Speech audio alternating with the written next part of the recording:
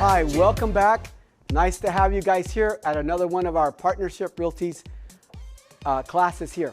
Our class is actually today going over escrow and escrow deposits. It's a very important class, especially in our life as realtors. We really need to know what the steps are, where do we put the money at, what are the following steps once our offer gets accepted into a contract. You know, what if there's an escrow dispute, if there's a demand? God, hopefully there won't be one, but let's say there is and it does happen. We need to know exactly as well too where the steps are and to an escrow dispute. As well, we need to know how to fill out, you know, our as-is contract, how it should be filled out, and what are all the required forms and steps as well that must be followed. Okay, so very important today that we have to know about escrow deposits. It's just because that's probably one of the most crucial part of a contract. The finance is too, but I have to say the escrow is very, very crucial. Okay, depending, it doesn't matter if it's a rental, or it doesn't matter if it's an actual sale, whether you represent a buyer or a seller. So what you guys are going to see here today that we're going to go over, this here is going to help you whether you represent a rental. And I think, you know, Patricia, you mentioned a really good thing today. Patricia, tell us a little bit about yourself. Sorry, I got to meet you a few minutes ago. Where are you from? How long have you been a realtor? And where do you actually specialize in? I am from Peru. Oh, Yeah. been there. Nice. I live here for 20 years already. Most of the time in Boca Raton. Right. Nice area. The 20 years. I moved to Deerfield a couple of years, but I was back. Yeah. And I have the license. I was telling Guillermo that I had the license for a long time, but I took the license and I put it in the drawer. Oh, jeez. Yeah, for a long time because I work full time. Right. I didn't have the opportunity to use the Exactly. license. Then I decided to go to a couple of different companies, but I was not successful. And I believe in this company is going to be good. Thank you. I like the fact that you guys speak Spanish. That obviously is my first language. Sometimes, or many times probably, in my case, I need a little extra step. And in Spanish, because to be a realtor, sometimes you have to be a little lawyer, a little accountant. Yes, so you do. It's not as easy as people think that we just open doors. You're absolutely correct. Because people think, oh, you're a realtor, you just go and open doors, and this is the kitchen, this is the bathroom. You know, you don't need anybody to tell you that this is the kitchen and this is the bathroom, really. Exactly. So that is what I would like to be here, and I am not that great in technology. It's okay. We have a full office here to support and help you with that. Mostly do you work with residentials, condominiums, single-family homes? Do you work the Dade County, Broward, Palm Beach County area in St. Lucie? I've never been in St. Lucie. Actually, my son lives in Port St. Lucie, but I wasn't working in Port St. Lucie. I just concentrate myself most in the area that I live, Deerfield. You know, have that area, Boca, Deerfield, Del Rey, little Boynton Beach. Well, to mention to you that a lot of sales right now from down south and from Central South America and all over everywhere, all the sales are from St. Lucie North. So that's a very up-and-coming area, and it's selling quite a bit. So you need to go visit your son. Yeah, it's like 1 hour and 15 minutes driving.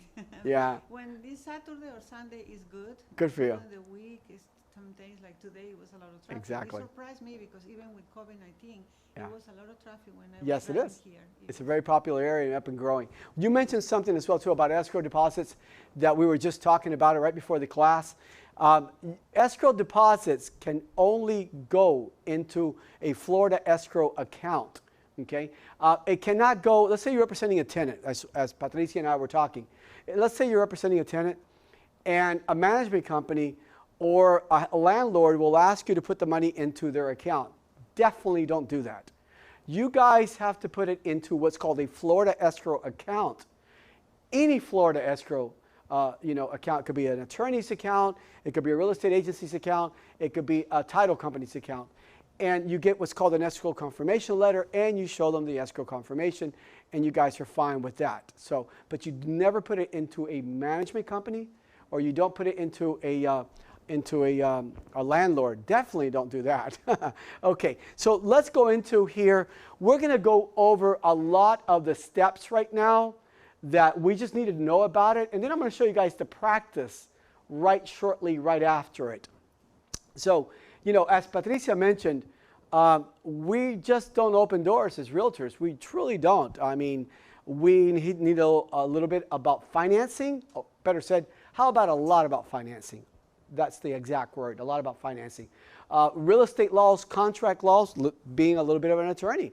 You know, even though we don't act as an attorney, we actually will ask our clients to go to their own counselor for that one there. But we need to know about these financing laws. We have to know about these contract laws. We have to know all these things here. You know, so it's very important that real estate, especially when you have a finance deal, it's all related around the finance. You know, so you have to know about finances, you know, exactly as Patricia mentioned. So one of the important things is, guys, go back to our YouTube classes, put Partnership Realty, how to pre-qualify a client. There's a lot of lenders that have done classes with us. You need to see as many classes as you can, because knowledge is definitely power.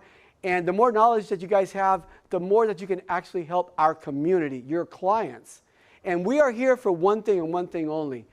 Again, keep using Patricia, because she did mention some very, very important key words there that I really enjoyed a lot. You know, we're here to protect our client from the beginning of this transaction to the very end of this transaction. We're here to help our clients have the most pleasant experience in either their buying or their selling of their real estate, whether it's residential, whether it's commercial. So everything's involved around that. There's another key factor right here. 7 most important dates. Go back again to YouTube or Facebook, it doesn't matter, and go in there and put in Partnership Realty and put in 7 most important dates. There is a full class on this. I'm not going to go into it in thorough details. We'll just briefly go over it. But guys, that right there is what keeps you and keeps your file under, you know, within the dates, and it doesn't fall out of contract, and your clients are not in breach of contracts. That is the guide that will help you to make sure that we are protecting our clients at all times with the 7 most important dates on a contract. So we'll go into it in a short while. Okay, title companies. A title company, we know that we really must have that escrow deposit. After the offer gets accepted, within the realtors, within 1 day, the broker has to have it into a title agency or an attorney's account within what? 3 business days. This is not including holidays, it doesn't include Saturdays, and it doesn't include Sundays. Okay, but we need to get it in there. Now, here's something really important that, you know, us, you guys, the realtors, we must know. Okay, a contract, even though it's executed, it's not fully fulfilled. Why? There's still something missing in that contract that's part of that contract. What is it? The escrow deposit. So what if you got everything signed, all initialed, everything's perfect, but there is no escrow deposit? Do we have a contract? We don't. We're missing a document, a very important document. What is that document? It's not even a document. Well, it is a confirmation letter, escrow confirmation, but we're missing the escrow deposit. So it's not a fulfilled and it's not a thorough contract. So we're missing an item in there. We got to get it in there. So we are going to tell you what must be filled out. And the word is must be filled out in an as-is contract. And then we're going to show you guys the actual practice of how to do it afterwards. So once the contract is completely your offer is completely accepted, we need to have the contract completely filled out. Okay, so we need to have the name. We have to have the name of this title company or this attorney that's doing the closing. We have to have their full address. We need to have also their phone number, their fax number, and their email. That needs to go back, and we're going to show you guys how to do it. That needs to go back and completely filled out. Now, as well, the steps here on how to do that is, there's 2 ways of getting the funds over into a an escrow account. One is, if they're local, you're going to get a check from your clients. You're going to drive it over there, okay? Or the other one is, if they're not local, and they could be like, for example, maybe in Boca or Dade County or St. Lucie, or even anywhere in the state of Florida. So we'll get what's called a wire. We're going to get a wire confirmation, and we're going to wire the funds right into their account. But once we get the wire instructions to send the funds over there, we need to get what's called an escrow confirmation letter. Regardless if you handed in that escrow deposit or regardless if it was wired over there. And one of the things that I would love that our realtors must do as well too is, before your client sends the funds and they wire it in there, we want to call up that title agency and confirm the wire instructions. Why? Because of wire fraud, okay? It is happening, and we don't want it to happen to our clients or us. How do we do that? Well, we're going to call the contact individual that they gave us, and we're going to ask them and go over the wiring instructions and make sure that the bank name, the address, the actual account number, wiring routing number, and everything is the right one. And then your client can send the money over there. That's going to be twice in this transaction when you're doing it. It's going to be when your escrow goes over there, and then at the time of closing. So if they're sending over there, $75,000, $50,000, $150,000, $300,000 or more, you really want to call and make sure that it's going into the proper escrow account. So you guys as realtors, we need to call and we need to confirm this, okay, before the money is even wired out, okay?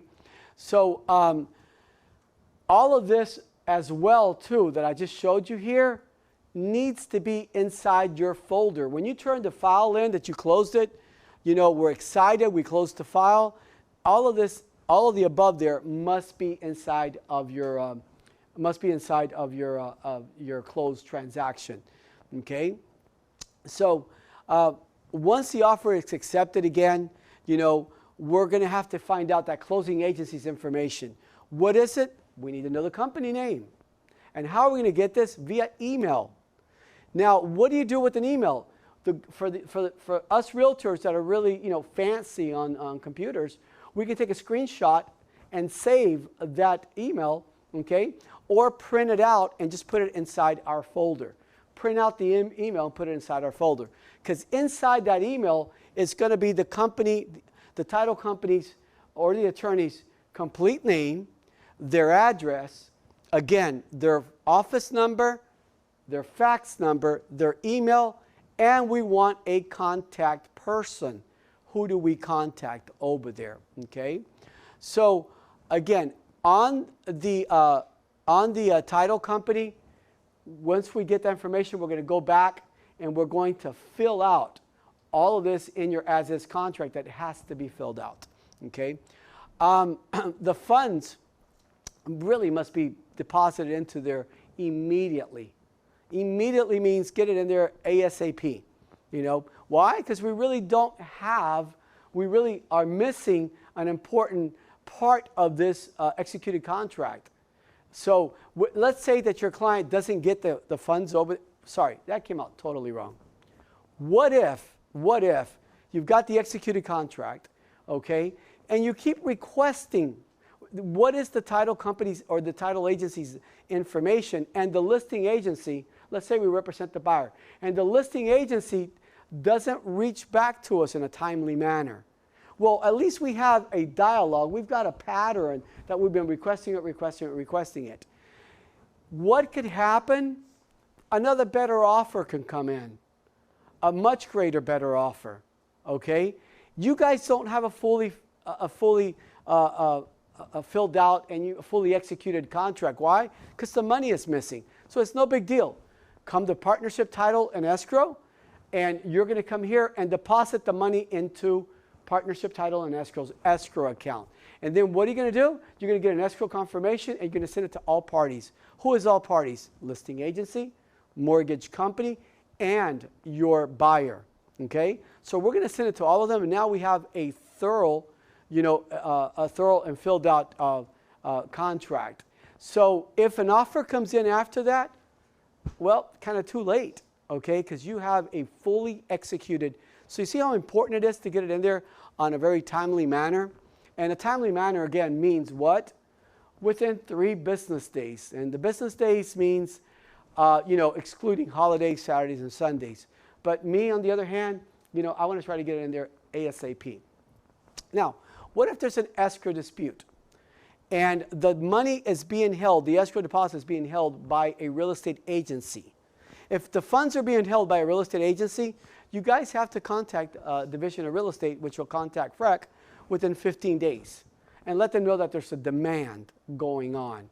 Then you guys have to let them know within 10 days of what we're doing, whether it's mitigation, litigation, or arbitration. And even at the same token, if they do decide that they're going to go into litigation, then we also again have to contact FREC and let them know we're going into litigation in there to get these issues resolved. So we've got the rules here, and you've got the sections and the rules. So the administrative rules, so that you could see them and read them and so forth. Now, one of the things here, if the funds are not being held, again, if they're not being held by a real estate agency, we're just going to go down a little bit. Sorry, thank you. If they're not being held, okay, then we truly just a tad bit more. Then we don't have to contact FREC. We don't have to contact FREC because right now it's a civil matter, so it's going to have to be handled by the court. Okay. Now, while there is a demand going on, and you're under contract, but you're out of contract for one reason or another. There's many reasons why you could be out of contract. Can the listing agent and the seller put their property back up for sale? Yes, they can. They can put the property and market it right back up for sale again. So, but again, you want to try to negotiate it, and that's what we're here. You got many office managers. You got myself. We're available to you guys 7 days a week. Contact us before you get into any little bumpy weather. As long as things are going smoothly, great. But if you see a little bit of bad weather coming ahead, something not feeling too good, contact one of us. And we're going to be there available for you guys 7 days a week. Okay? So again, we talked about the dispute. If it's not held by FREC, we have to contact them and let them know that, we have to let them know that it's going to be litigated, or mediated, one of the two. Okay? So how does the funds come out of escrow if a file falls through, if it goes sideways, if it falls apart, if it goes south? There's so many different terms that are used, okay? There's only 3 ways of getting that money out of escrow. First of all, the first way is going to be what's called a release and cancellation. This has to be executed by both parties, the buyers or buyer, seller, okay? And then it's going to be determined there where the funds are going to go and who's going to go to. That's one way. The other way is with the FREC order. And the third and last way is with the court order. That's the only way that these funds are coming out of escrow. So we need to know and be prepared. And again, our office is here to help you. We've been doing this. This office has been open for 22 years. We have a lot of extensive knowledge on this here, and we're going to help you guys at all time. Now, here's something about, and again, this is not a law. This is just like a rule of thumb. So it's negotiable. It's definitely negotiable at all times. But again, rule of thumb is, if in Palm Beach County, Martin, or St. Lucie County, the seller gets to pick title, but not necessarily. What if you guys wrote up your as-is contract, right? What if you wrote it up and you put the buyer chooses title and they're paying for the title?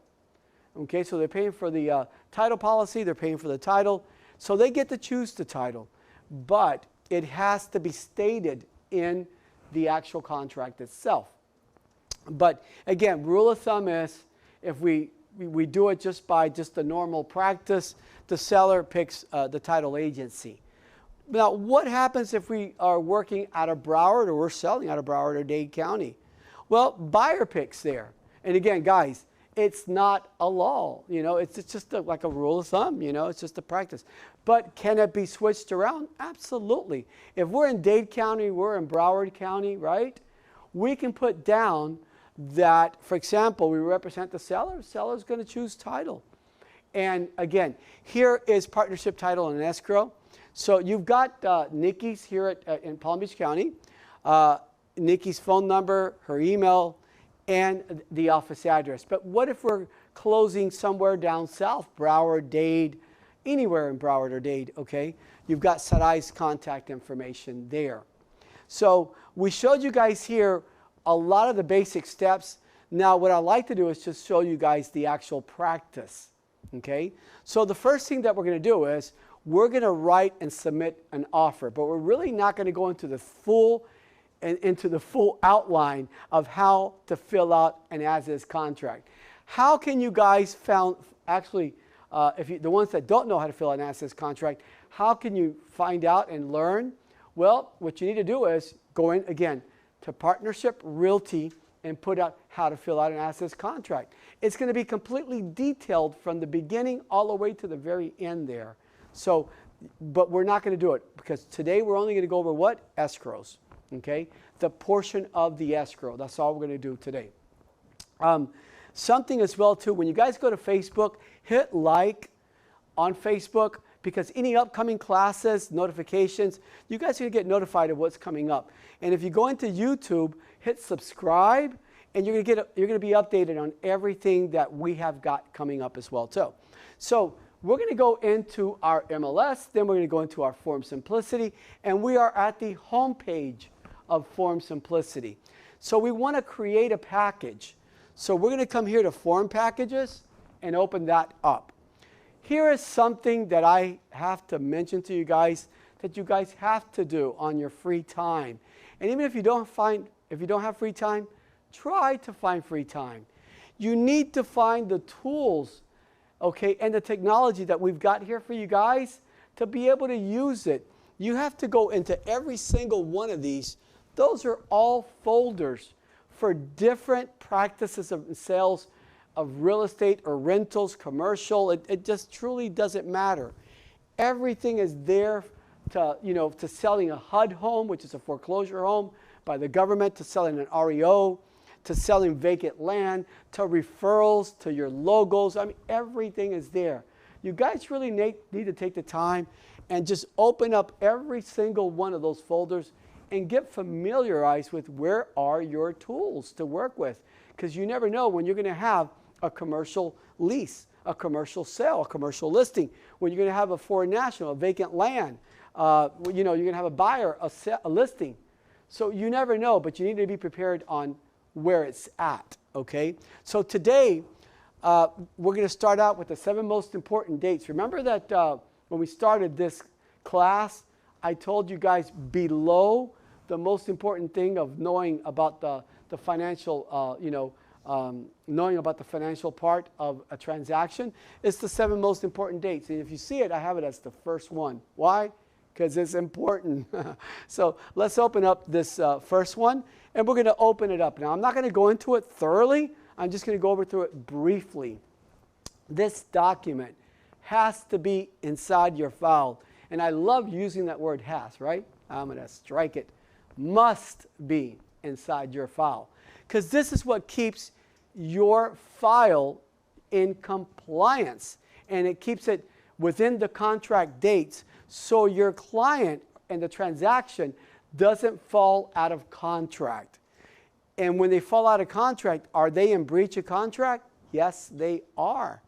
So whose responsibility? I would like to ask you guys over there that are watching, the class. And thank you for watching, by the way. I'm really very excited that you guys are watching this class and really learning about escrows here. But I want to ask everyone, who is responsible for this contract? You're looking at us.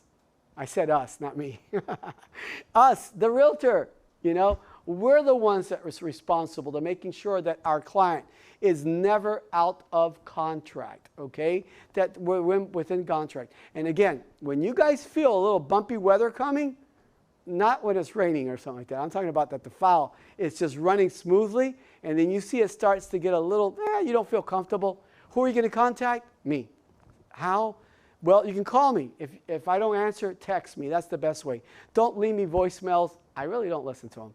I don't have to send me a text. I can't miss it. I don't think anybody listens to voicemails anymore. Do you guys do? Yeah, I don't think I do. Honestly, I prefer the text. They go, oh, I got to call him. I got to call her. You know, it's there. Okay, so text is the best way to get a hold of me. Get Guillermo. Guillermo is you know, highly experienced as an office manager, administrator here. He's fully, and we have many other staff members that could help you. But let's start out with the dates. Once your offer gets it turns into an executed contract, the effective date is the last date or initial.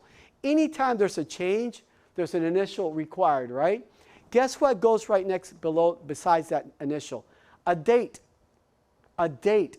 People think that the addendums, the riders, they think that those are the effective dates. They're not. It's the as-is contract.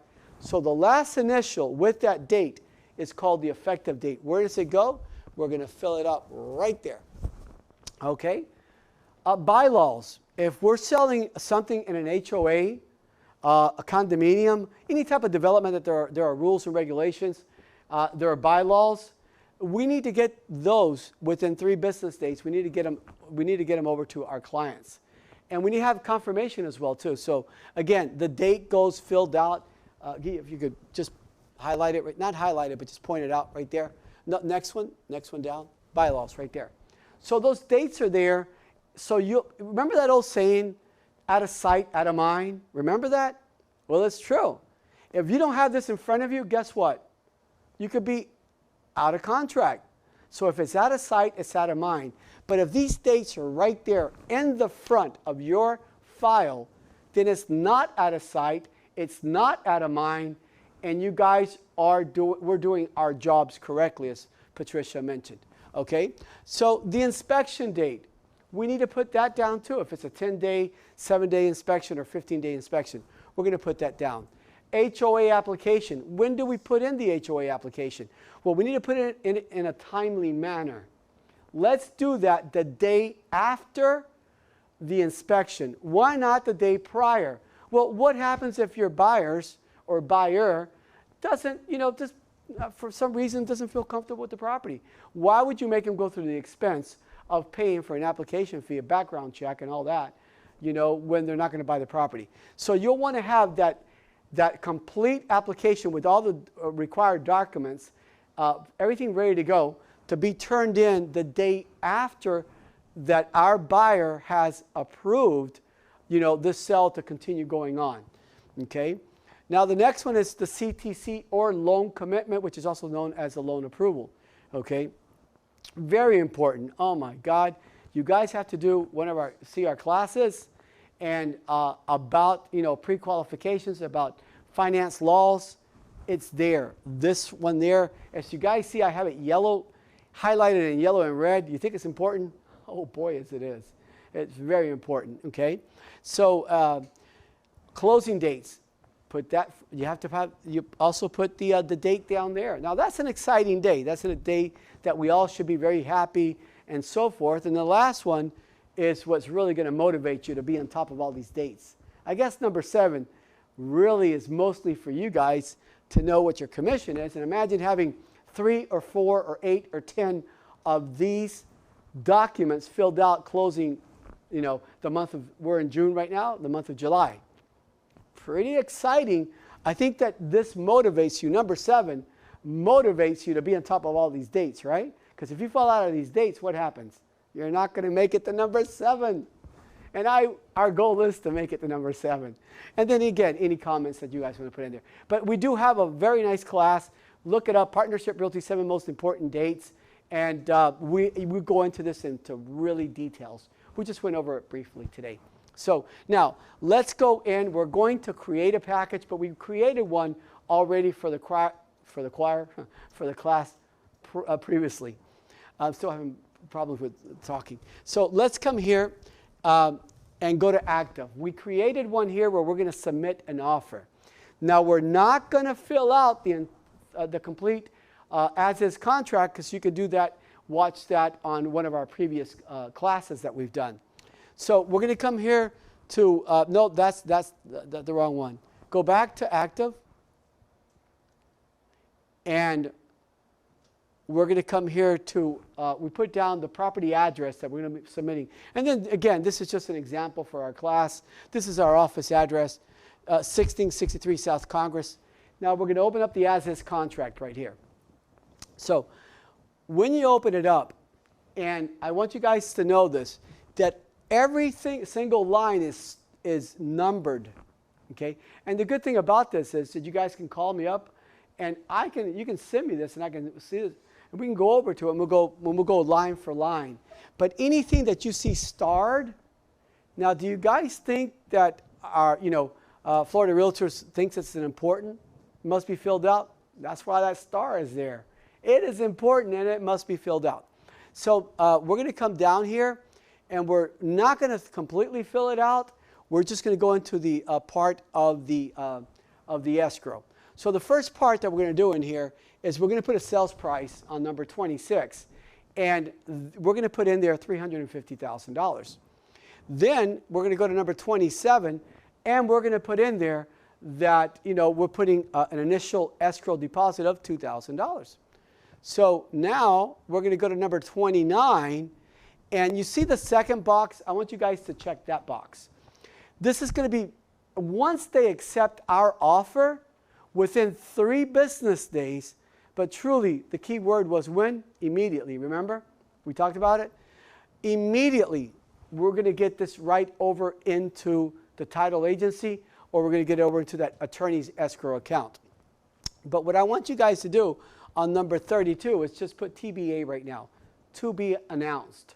Why? Because it's an offer. We don't even know if they're going to accept our offer. Second, we don't even know who the title agency is. So right now, we're telling the listing agent, we're letting the seller know, or sellers, okay, that once they accept our offer, we're going to have those funds in there within 3 days, okay? So right now it's to be TBA. Once the offer gets accepted and we have an executed contract, now we go back and fill out the portion from 32 all the way down to 34. And take a look at that. They're starred. That means they must be filled out. Okay? So we're going to close this because we already have an example for you guys. So we're going to close this, and we're going to open up one that we already have in place here for you. So you're going to go to active, because this is where all your files are being saved at. And we're going to come here. We have Guillermo tests. Remember, you guys can do as many of these test files as you want. You can't damage the system. You know what you can do after you do them all? Go back and delete them. You just select it, hit delete, select it, delete, and you clean it out. But the more practice that you do, the better you are, okay? And us as realtors, we have to practice. We are professionals. We are licensed by DBPR. We're professionals. So we have to practice this just like any other professional in their line of work, okay, and in their field. So we're going to come here to the as-is contract. We're going to open it up. And let's open up the contract here. Going a little too fast for myself here. So we're just going to go down to the escrow part. Now, where are we at what stage are we at now? This is where they've accepted. They've already accepted, and we have an executed contract signed by both buyer, or seller. So what are we going to fill out now? Well, the $350,000 is already in there. The $2,000 is in there. And if it's financed, $38,000 is filled out. If we're doing, like, for example, a conventional loan with 3% down or 5%. Here, we're using a 3% conventional scenario, okay? So the finance amount is $339,500. But today's class, again, is on this section right here, the escrow. Now, if you look at this, once that we're going to contact the listing agent and thank them and thank their sellers for accepting our offer, okay? And we have to go back and we've got to fill this out. Remember TBA used to be there? Well, it can't be there anymore. We have to fill out, and we're just using partnership title as an example, but whatever title company it is, whatever attorney it is, we have to fill it out. So we're going to put in the title company's full name, we're going to put in their full address, then we're going to put in their phone number, we're going to put in their email and fax number. Now, once that's filled out, okay, once that is filled out, what else are we going to get? We have to have a copy of that escrow deposit that was what was handed in, or we have to have a copy of that wire that was wired in. And how do we get that? With what's called an escrow confirmation letter. What is an escrow confirmation letter? Well, an escrow confirmation letter is a document that's going to let all parties know that this buyer has X amount of money in escrow per the contract for whatever this property is. And who are we going to send this to? As we talked in our earlier part of this class, we're going to send it to all parties.